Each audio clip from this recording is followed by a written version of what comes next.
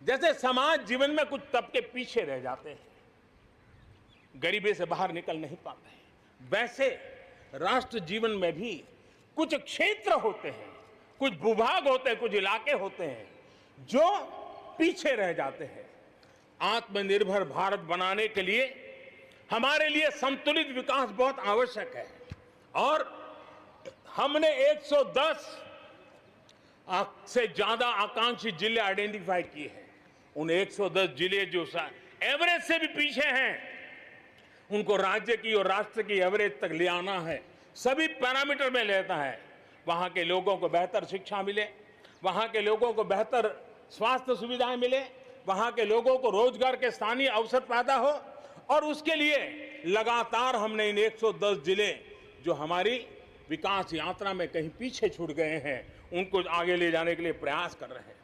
मेरे प्यारे देशवासियों, आत्मनिर्भर भारत की अहम प्राथमिकता आत्मनिर्भर कृषि और आत्मनिर्भर किसान, और इसको हम कभी भी नजरअंदाज नहीं कर सकते हैं। किसान को पिछले दिनों हमने देखा है, एक के बाद एक रिफॉर्म आजादी के इतने सालों के बाद किए गए हैं। किसान को तमाम बंधनों से मुक्त करना हो, वो काम हमने कर दिया है।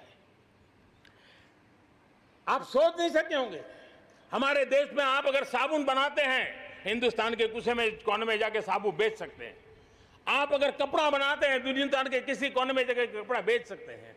आप चीनी बनाएं, आप चीनी बेच सकते हैं। लेकिन मेरा किसान, बहुत लोगों को पता नहीं होगा, मेरे देश का किसान जो उत्पादन करता था, न वो अपनी मर्जी से बेच सकता था, न अपनी मर्जी से जहां बेचना चाहता था वहां बेच सकता था। उसके लिए जो दायरा तय किया था वहीं बेचना पड़ता था। उस सारे बंधनों को हमने खत्म कर दिया है। अब हिंदुस्तान का किसान उस आजादी की सांस को ले पाएगा ताकि वो हिंदुस्तान के किसी में भी, दुनिया के किसी भी कोने में अपना माल बेचना चाहता है, वो अपने टर्म्स पर बेच पाएगा। इस बात को हमने किसान की आय को बढ़ाने के लिए अनेक वैकल्पिक चीजों को भी बल दिया है। उसके किसानी में इनपुट कॉस्ट कैसे कम हो, सोलार पंप, उसको डीजल पंप से मुक्ति कैसे दिला दे, अन्नदाता ऊर्जादाता कैसे बने, मधुमक्खी पालन हो, फिशरीज हो, पोल्ट्री हो, ऐसे अनेक चीजें उसके साथ जुड़ जाएं ताकि उसकी आय दोगुना हो जाए। उस दिशा में हम लगातार काम कर रहे हैं।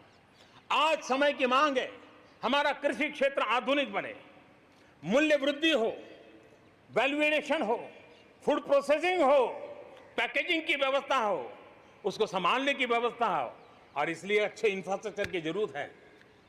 आपने देखा होगा इस कोरोना कालखंड में ही पिछले दिनों 1 लाख करोड़ रुपया एग्रीकल्चर इंफ्रास्ट्रक्चर के लिए भारत की सरकार ने आवंटित किए हैं, और इंफ्रास्ट्रक्चर जो किसानों की भलाई के लिए होगा, और इसके कारण किसान अपना मूल्य भी प्राप्त कर सकेगा, दुनिया के बाजार में बेच भी पाएगा, विश्व बाजार में उसकी पहुंच बढ़ेगी। आज हमने ग्रामीण उद्योगों को मजबूत करने की जरूरत है। ग्रामीण क्षेत्रों में विशिष्ट प्रकार से आर्थिक क्लस्टर बनाने जाएंगे। कृषि और गैर कृषि उद्योगों को गांव के अंदर एक जाल बनाई जाएगी, और उसके कारण उसके साथ साथ किसानों के लिए जो नई एफपीओ हमने बनाने का, किसान उत्पादक संघ बनाने का जो हमने कोशिश की है, वो अपने आप में एक बहुत बड़ा इकोनॉमिकल एम्पावरमेंट का काम करेगा। भाइयों बहनों, मैंने पिछली बार यहां पर जल जीवन मिशन की घोषणा की थी। आज उसको 1 साल हो रहा है। मैं आज गर्व से कह सकता हूं कि जो हमने सपना लिया है कि पीने का शुद्ध जल, नल से जल हमारे देशवासियों को मिलना चाहिए। स्वास्थ्य की समस्याओं का समाधान भी शुद्ध पीने के जल से जुड़ा हुआ होता है। अर्थव्यवस्था में भी उसका बहुत बड़ा योगदान होता है, और उसको लेकर के जल जीवन मिशन शुरू किया। आज मुझे संतोष है कि प्रतिदिन हम 1 लाख से ज्यादा घरों में, हर दिन 1 लाख से ज्यादा घरों में जल पहुंचा रहे हैं, पाइप से जल पहुंचा रहे हैं। और पिछले 1 साल में 2 करोड़ परिवारों तक हम जल पहुंचाने में यशस्वी हुए हैं। और विशेष करके जंगलों में दूर दूर रहने वाले हमारे आदिवासियों के घरों तक ये पहुंचाने का काम बड़ा अभियान चला है। और मुझे खुशी है कि आज जल जीवन मिशन ने देश में एक तंदुरुस्त स्पर्धा का माहौल बनाया है। जिले जिले के बीच में तंदुरुस्त स्पर्धा हो रही है, नगर नगर के बीच में तंदुरुस्त स्पर्धा हो रही है, राज्य राज्य के बीच में तंदुरुस्त स्पर्धा हो रही है। हर किसी को लग रहा है कि प्रधानमंत्री का जल जीवन मिशन का जो सपना है उसको हम जल्दी से जल्दी अपने क्षेत्र में पूरा करेंगे। कोऑपरेटिव कॉम्पिटिटिव फेडरलिज्म को एक नई ताकत इस जल जीवन मिशन के साथ जुड़ गई है और उसके साथ भी हम आगे बढ़ रहे हैं।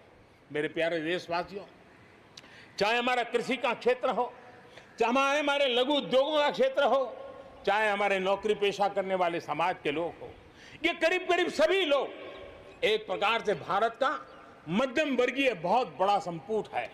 और मध्यम वर्ग से निकले हुए प्रोफेशनल्स आज दुनिया में अपना डंका जमा रहे हैं।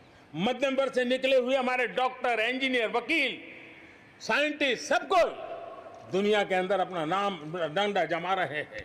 और इसलिए ये बात तय है कि मध्यम वर्ग को जितने अवसर मिलते हैं वो अनेक गुना ताकत के साथ उभर करके आते हैं। और इसलिए मध्यम वर्ग को सरकारी दखलंदाजी से मुक्ति चाहिए।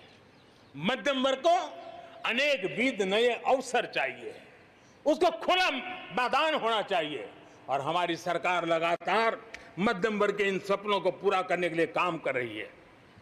मध्यम वर्ग मिरेकल करने की ताकत रखता है। ईज ऑफ लिविंग, इसका सबसे बड़ा लाभ किसी को होना है तो मेरे मध्यम वर्गीय परिवारों को होना है। सस्ते इंटरनेट की बात हो, चाहे सस्ते स्मार्टफोन की बात हो, या उड़ान के तहत हवाई जहाज की टिकटें बहुत मिनिमम हो जाने की बात हो, या हमारे हाईवेज हो, इंफॉर्मेशन वेज हो, ये सारी चीजें मध्यम वर्ग की ताकत को बढ़ाने वाली है। आज आपने देखा होगा मध्यम वर्ग में जो गरीबी से बाहर निकला है उसका पहला सपना होता है अपना घर होना चाहिए।